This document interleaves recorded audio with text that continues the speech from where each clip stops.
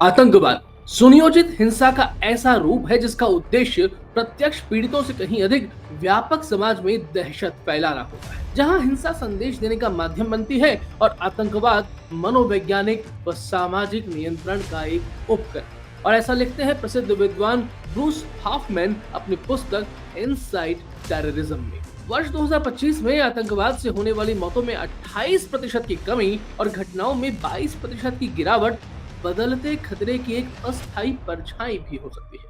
आखिर इस्लामिक आतंकवाद के इन आंकड़ों के पीछे छिपे संकेत क्या है? वैश्विक आतंकवाद सूचकांक 2026 ये बताता है कि कुल मौतों में से लगभग 70% केवल 4 संगठनों के कारण हुई है।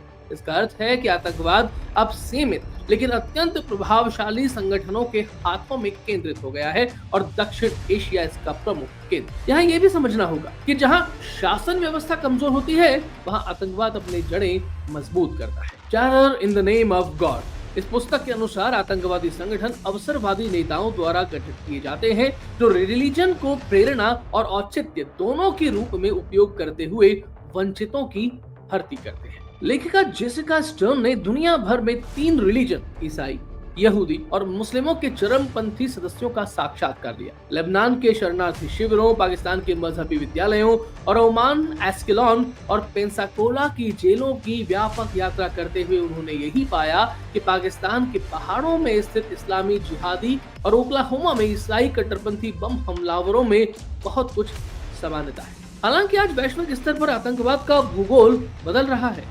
उप सहारा अफ्रीका आतंकवाद का नया केंद्र बन चुका है जहां विश्व की आधे से अधिक मौतें होती हैं। नाइजीरिया और कांगो जैसे देशों में स्थिति बिगड़ती जा रही है।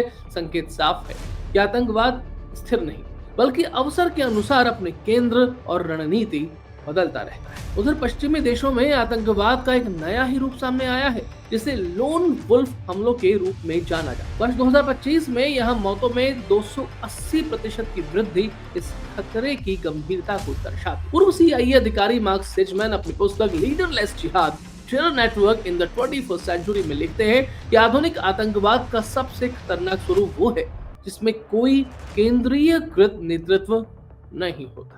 लीडरलेस जिहाद में वे ये भी बताते हैं कि अब आतंकवाद मुख्य रूप से विदेश से आए लोगों द्वारा नहीं बल्कि पश्चिमी देशों में रहने वाले स्थानीय मुसलमानों द्वारा किया जा रहा है जो इंटरनेट के माध्यम से कट्टरपंथी बन गए। वो किसी खास नेता के आदेश पर नहीं बल्कि एक विचारधारा से प्रेरित होकर काम करते हैं। जहां आतंकवादी अक्सर किसी विशाल संगठित नेटवर्क का हिस्सा नहीं होते बल्कि दोस्तों, रिश्तेदारों या परिचितों का एक छोटा समूह होते हैं जो कि साथ मिलकर कट्टरपंथी बनते हैं और हिंसा करते हैं। और इसे बंच ऑफ गाइज सिद्धांत कहा जाता है। ये जानबूझकर मृत्यु की खोज जैसा है जिसने एक नई प्रकार की कट्टरपंथी हिंसा को जन्म दिया है। दूसरे शब्दों में हम इस्लाम की कट्टरपंथीकरण से अधिक कट्टरपंथ के इस्लामीकरण का सामना कर रहे हैं। जिहाद और मौत ISIS द्वारा गढ़ी गई अत्यधिक जटिल कथा का संक्षिप्त विश्लेषण है जिसमें खिलाफत के मिथक को वीरता की आधुनिक कहानी में ढाला गया है। समझना होगा कि ISIS के पीछे का कारण मजहब का राजनीतिकरण और जिहाद का संपूर्णता में इस्लामीकरण है। आखिर कैसे इन्होंने मृत्यु और शहादत यानी कि मार्टिरडम को एक आकर्षक लक्ष्य के रूप में प्रस्तुत किया है जो कि युवाओं के निहिलिस्टिक यानी कि शून्यवाद, सब कुछ नष्ट करने की इच्छा, इस रवैये को संतुष्ट करता है। शायद ये युवाओं में मौजूद आत्म विनाशकारी प्रवृत्ति का भी परिणाम है जिसे जिहाद की हवा दी गई है। ऐसे में ये साफ हो जाता है कि आतंकवाद के विरुद्ध सैन्य कार्रवाई पर्याप्त नहीं। पॉल विल्किंसन अपनी पुस्तक टेररिज्म वर्सेस डेमोक्रेसी में लिखते हैं कि आतंकवाद के विरुद्ध सबसे प्रभावी उपाय न्याय, सुशासन और लोकतांत्रिक मूल्यों की स्थापना है क्योंकि आतंकवाद के मूल कारणों को समाप्त किए बिना स्थायी समाधान संभव नहीं।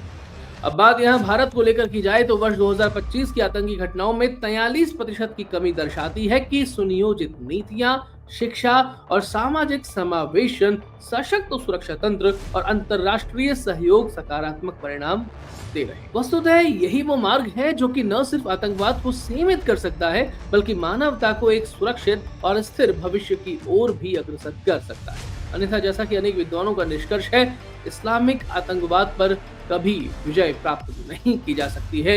ये वो कोढ़ है जिसे एक जगह से ठीक करेंगे तो वो दूसरी तरफ फूट पड़ेगा और कभी न समाप्त होने वाली समस्या सदैव ही बना रहेगा।